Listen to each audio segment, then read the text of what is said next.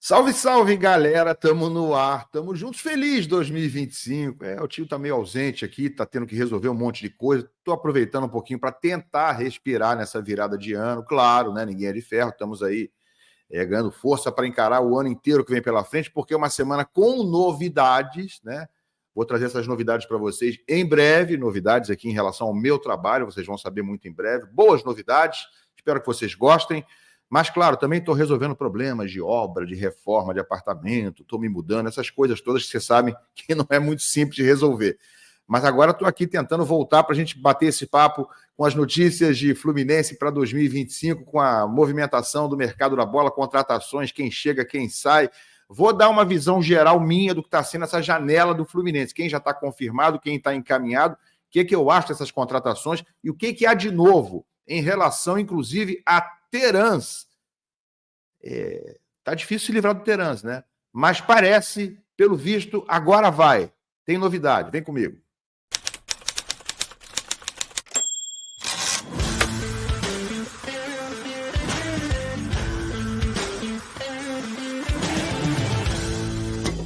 O Paulinho procurou, colocou e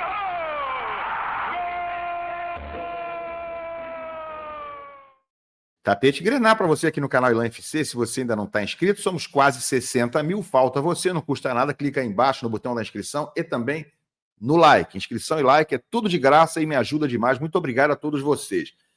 Galera, vamos lá. O Fluminense começou esse dia 6 de janeiro de 2025, essa segunda-feira, anunciando a volta de quem não foi. Na verdade, ele foi, mas praticamente é como se não tivesse ido, quase não jogou. O Fluminense está recontratando, está trazendo de volta Marcelo Pitaluga. Para quem não lembra, goleiro formado no próprio Fluminense. Hoje ele tem 22 anos. Está aqui o anúncio nas redes sociais. O Flu anuncia, junto com o Liverpool, comunica a transferência do goleiro Marcelo Pitaluga, que fará exames médicos antes de assinar o contrato. O atleta formado nas categorias de base do Fluminense completou 22 anos em dezembro. Sem mais delongas, é a volta do Marcelo Pitaluga, que praticamente não jogou nessa sua passagem lá no Liverpool. Foi relacionado para apenas 7 jogos, esse tempo todo que está por lá. São praticamente 4 anos que o Pitaluga está cedido ao Liverpool, e ele só jogou 7, foi relacionado para 7 jogos. Enfim, uma passagem praticamente inexistente por lá, mas o Fluminense está trazendo de volta e numa condição aparentemente muito favorável, né? De graça, só que o Fluminense vai deter 60% dos direitos federativos do Pitaluga e o Liverpool vai manter 40%, uma possibilidade do Fluminense futuramente negociar o jogador. O Liverpool vai ter direito a 40% dos direitos da venda do Marcelo Pitaluga. Jogador jovem, né? Para goleiro é muito jovem, 22 anos, e talvez seja uma tentativa de ter uma opção para quando o Fábio parar, porque o Fábio vai jogar ainda esse ano de 25, tem contrato até o fim do ano, mas não sabemos se vai jogar depois em 26. Fábio vai completar 45 anos agora esse ano. Então o Pitaluga pode ser esse stand-by aí do Fábio para o ano que vem, quem sabe, para 2026, ou mesmo em possibilidades de ser utilizado nessa temporada. Lembrando que o Fluminense também tem o Vitor Eudes, né, que tá no clube, quando foi utilizado esse ano, até que correspondeu. Acho que o Vitor se mostrou um bom reserva para o Fábio nesse momento. Mas o Pitaluga está voltando, sendo de graça, não tem muito o que reclamar, né? É quase como injeção na testa. Tá bom, manda voltar, deixa ele lá. O salário, obviamente, não será alto e está voltando para casa. Então, o Pitaluga formado no próprio Fluminense. Em relação a jogadores que estão saindo, o Fluminense está tentando, obviamente, se livrar de um problema que hoje se chama Davi Terans. Mesmo que você não entenda ser um problema, porque ele não foi testado o suficiente, mas as informações são de que, fora de campo, ele é um cara que não corresponde, não treina como deveria, não está em forma física ideal, não tem percentual de gordura adequado para um jogador de primeira divisão, né, de alta performance, como deveria ser um jogador do Fluminense.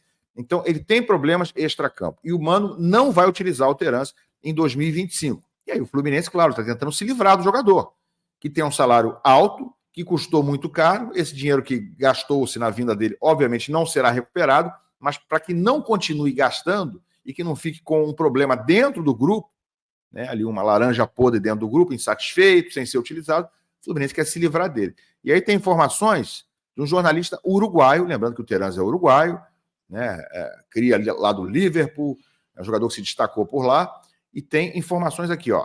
Terans vai chegar ao Rio para tentar resolver o problema dele com o Fluminense. Está aqui dentro do Netflu.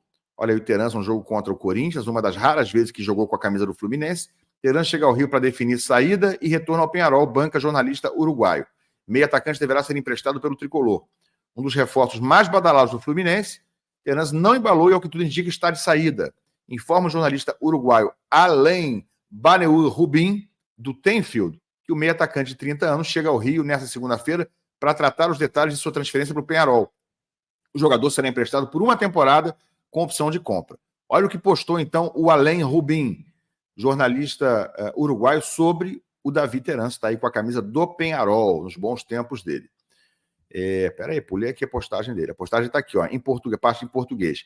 Se nada de estranho acontecer, o retorno de David Terans ao Peñarol será anunciado na próxima semana. Então, na próxima semana, esse retorno do Terans ao Peñarol, se nada de estranho acontecer, diz o Alain.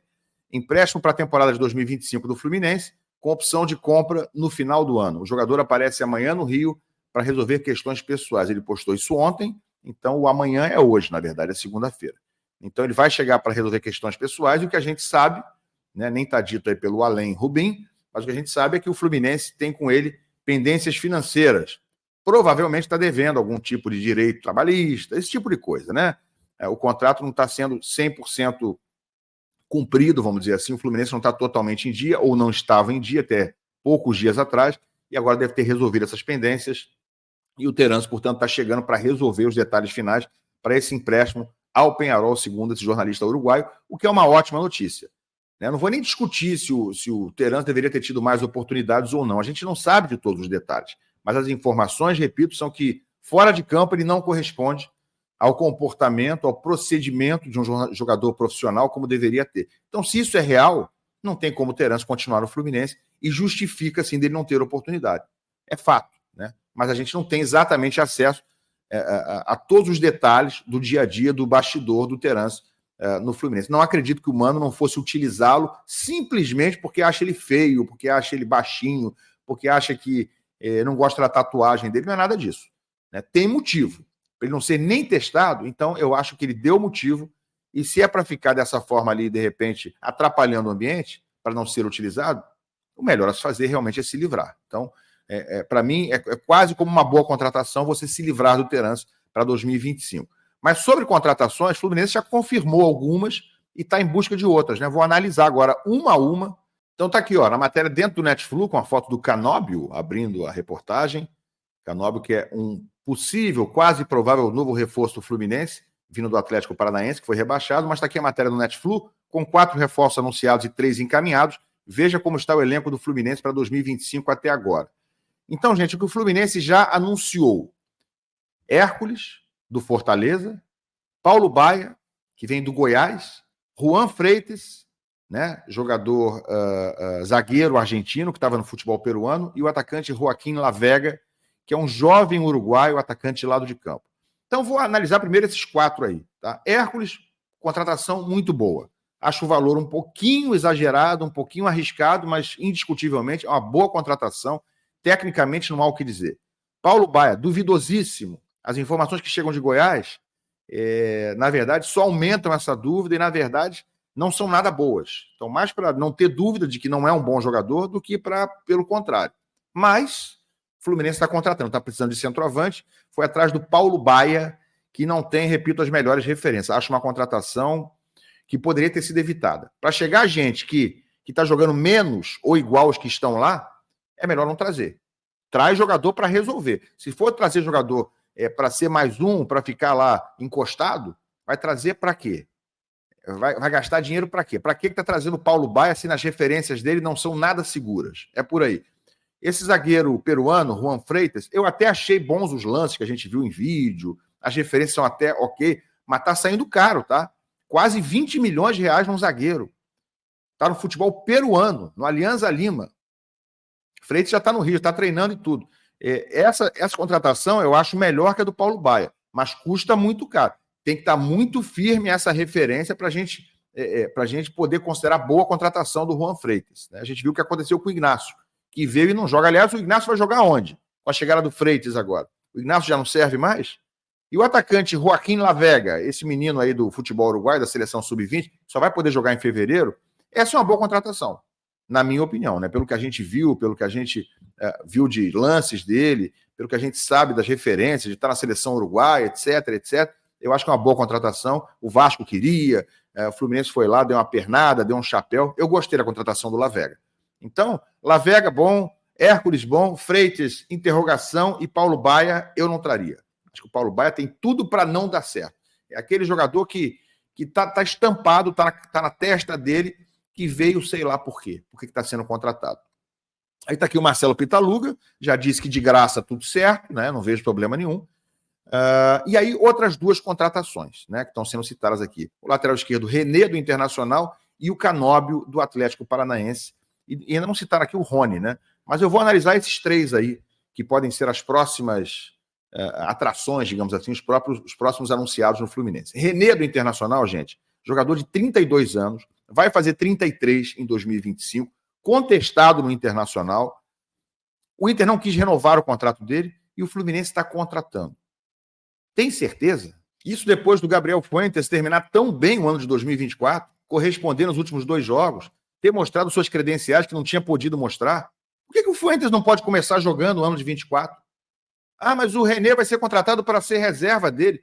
René, medalhão com quase 33 anos, ex-jogador do Flamengo, jogou Libertadores até contra o Fluminense, falhou no gol do Fluminense, no gol do John Kennedy, no primeiro gol que empatou o jogo na semifinal da Libertadores.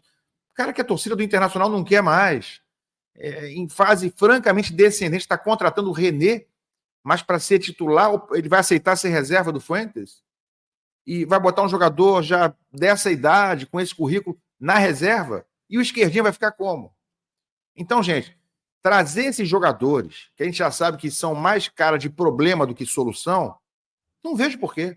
E não vai ser barato trazer o René, pode ter certeza absoluta disso. Não vai ser barato. E vai tirar de novo vaga, vai tirar espaço do jogador de Xerém, mesmo que ele seja reserva. Aí ele vai ser aquele reserva de luxo. E o esquerdinho esquece, vão entregar ele para qualquer 2 pirulitos aí para um time de fora. Fato. Primeira coisa. Canóbio, gosto da contratação. Se vier, ótimo. Acho boa contratação, aproveitando uma oportunidade do Atlético Paranaense ter sido rebaixado. Tem outros clubes interessados no Canóbio, e para mim esse não tem discussão. Claro, se o custo for algo surreal, aí muda de figura. Mas como a gente não tem acesso a essa situação do quanto vai custar, mas tirando isso, tecnicamente, bom jogador e acho um bom reforço. Rony do Palmeiras? Depende, né? Depende. Rony já alternou altos e baixos, acho que é um jogador interessante, porque o Fluminense tem hoje ali para a posição, acho que é melhor do que o Fluminense tem.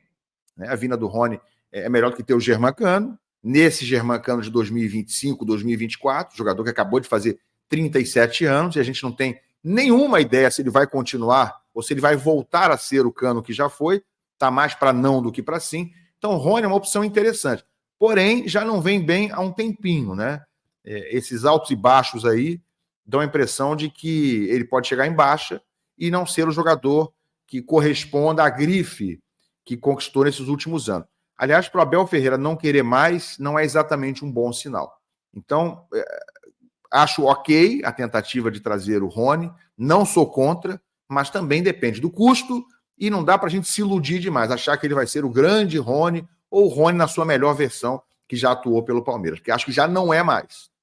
E repito, se ainda fosse, não estaria sendo liberado para negociar pelo técnico Abel Ferreira. Vocês não acham? Pois é, então eu acho que por enquanto a janela do Fluminense ela é de altos e baixos, ela é irregular. Hércules uma boa, Canóbio uma boa, o Freitas talvez possa vir a ser uma boa, Lavega uma boa, mas não precisa estragar, né? Hein, Mário? Trazer René, dar essa escorregada, ter essas recaídas, tipo 2024, tipo algumas tranqueiras que vieram também em 2023. Para que René? Para que Paulo Baia? Vamos focar. Não precisa trazer 8 jogadores, não. Traz 4 ou 5 para resolver. 4, 5, 6. Para que trazer 8? Onde 2 ou 3 a gente já sabe de antemão que não vão resolver absolutamente nada. Então, eu acho que é por aí. Tá bom? O que vocês acham? Bota aqui embaixo a opinião, larga o like, se inscreve no canal e a gente se vê. Valeu, galera. Abraço.